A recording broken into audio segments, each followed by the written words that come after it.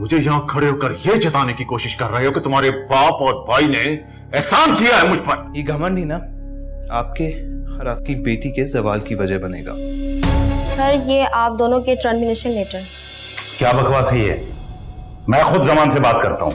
My daughter must be happy now. मैं जमान का गुलाम बनकर नहीं रह सकता। शायद जमान को अल्लाह ताला ने हमारे लिए वसीला बनाया हुआ था, लेकिन वो खुद को खुदा समझ बैठा। तुम यकीनन जानती होगी कि मैंने तुम्हें यहाँ क्यों बुलाया है। जी बिल्कुल जानता हूँ। मेरी बेटी पर हाथ उठाने से पहले मिस्टर आरिफ कम से कम ये तो सोच लिया होता कि तुम और तुम्हारा बाप, तुम्हारा भाई, बल्कि तुम्हारी पूरी फैमिली मेरी वजह से अय्याशियां कर रही है। अगर मैंने तुम्हें ये नौकरी न दी होती ना, तो 2 टके की जिंदगी गुजार रहे होते तुम लोग। अगर आपने मेरे बाप और भाई को नौकरी पर यहाँ रखा है ना, तो मेरे बाप और भाई ने दिन रात मेहनत करके आपकी कंपनी को यहाँ तक पहुंचाया। अगर आपने हम पर एहसान किया है ना, तो हमारा भी ये आप पर एहसान है। तुम बजाय अपनी गलती मानने की मुझे यहाँ खड़े होकर यह जताने की कोशिश कर रहे हो कि तुम्हारे बाप और भाई ने एहसान किया है मुझ पर। पहली बात तो ये है कि मैं गलत नहीं जो अपनी गलती मानूं, और दूसरी बात, मैं ये एहसान नहीं जिता रहा, मैं तो सच बता रहा हूं। मुझे तुम जैसी छोटी सोच के इंसान को यहाँ जॉब देनी ही नहीं चाहिए थी, और ना ही अपनी बेटी के साथ शादी करवाकर उसकी जिंदगी बर्बाद करनी चाहिए थी। मैं तो खुद यहाँ जॉब करने के हक में नहीं था, और ना ही आपकी इल मिनट बेटी के साथ शादी करने के हक में, क्योंकि मैं इसी दिन से डरता था। जिंदगी में पहली बार छोटे लोगों पर भरोसा किया और उन्होंने अपनी औकात दिखा दी। हम छोटे लोगों की मेहनत के बाइस ही आप इस मुकाम पर हैं आज, और ऐसी बातें करके औकात तो आप अपनी दिखा रहे हैं। Behave yourself. You are fired. And now get lost from my office. Thank you.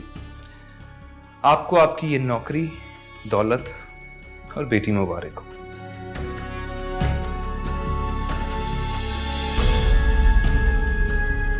और एक बात और, ये घमंड ही ना आपके और आपकी बेटी के जवाल की वजह बनेगा।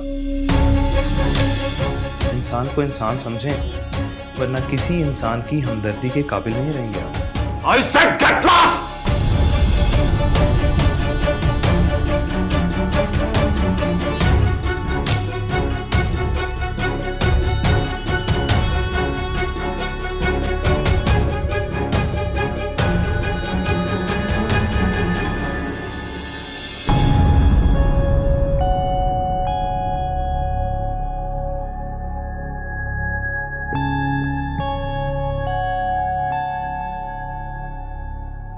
एक्सक्यूज मी सर, आपको अंदर जाने की इजाजत नहीं है। क्यों, क्या हुआ? एक्सक्यूज मी सर, ये जमान साहब ने आप दोनों को देने के लिए कहा था। क्या है ये? सर ये आप दोनों के टर्मिनेशन लेटर। क्या बकवास है ये? मैं खुद जमान से बात करता हूँ। सर उन्होंने आप दोनों को मिलने के लिए मना किया है। सर माफ कीजिए, आपको अंदर जाने की इजाजत नहीं है। आप हमें भी नौकरी से निकलवाएंगे। देखो तुम। बाबा, I think we should leave. इन लोगों से बहस करने का क्या फायदा? कैसी बातें कर रहे हो तुम? मैंने अपनी जिंदगी के 20 साल दिए इस इदारे को, 5 साल से तुम काम कर रहे हो। जमान ऐसा कैसे कर सकता है? बाबा जस्ट डोंट बैक। चलें यहां से, बहुत बेइज्जती होगी हमारी। चलें बाबा, प्लीज बाबा, आए ना।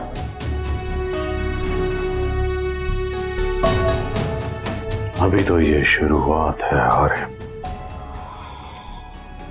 तुम एक दिन खुद मेरे और मेरी बेटी के पास आकर हमारे कदमों में गिरकर गिड़गिड़ाकर हमसे माफिया मांगोगे, पर तुम्हें माफी नहीं मिलेगी। तुमने मेरी बेटी को रुलाया है, उसे सताया है, इसकी सजा तुम समेत तुम्हारी पूरी फैमिली को भुगतना पड़ेगी।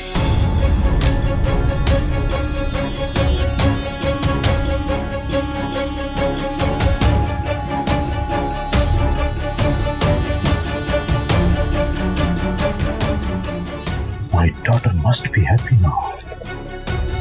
अगर यही सब कुछ होना था तो इससे तो अच्छा था कि हारिब अंबर की जिद ही पूरी कर देता।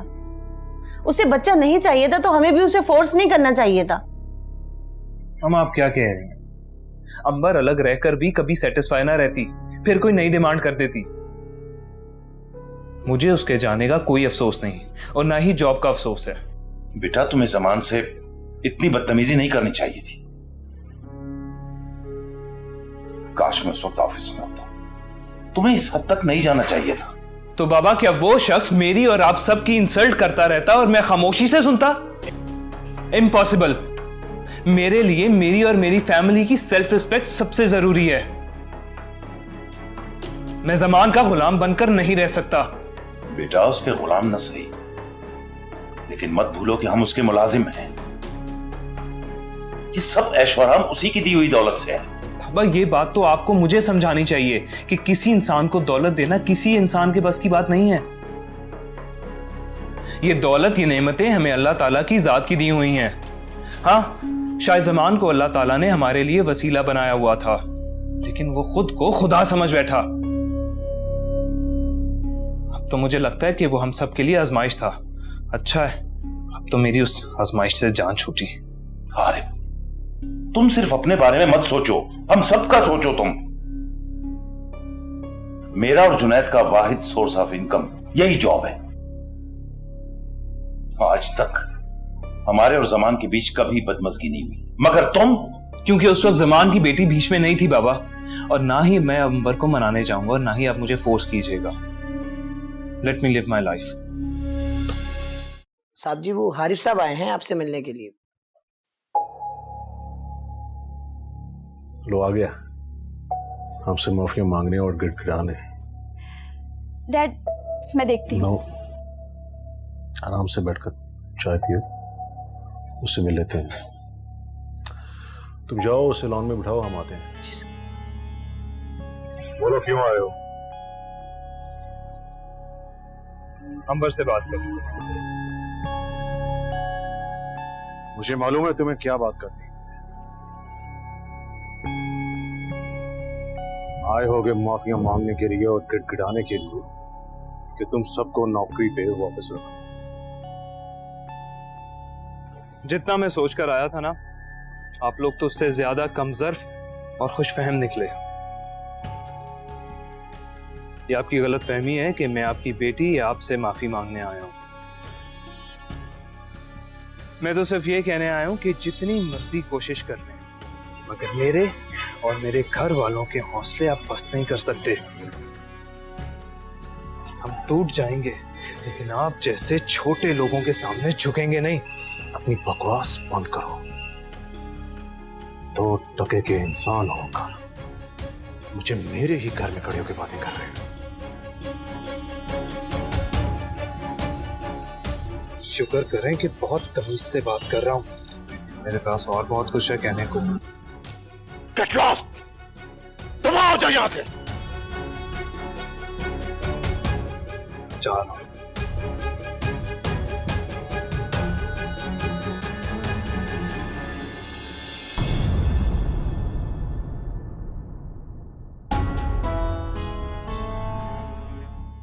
तुम मुझसे क्या खुला लोगी? मैं खुद तुम्हें अपने साथ नहीं रखना चाहता। किसी ऐसे शख्स के काबिल नहीं हो जो तुम्हें प्यार और इज्जत दे। अपनी बकवास बंद करो।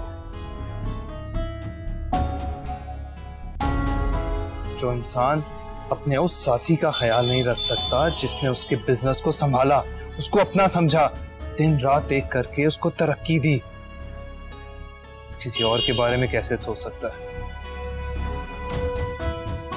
आप जैसे लोग रिश्तों और प्यार को दौलत के तराजू में तोलने के आदी होते हैं। मैं भी देखता हूं कि आपकी इस दौलत के बलबूते पे कौन आपकी इस नाकाबिले बर्दाश्त बेटी को संभालता है।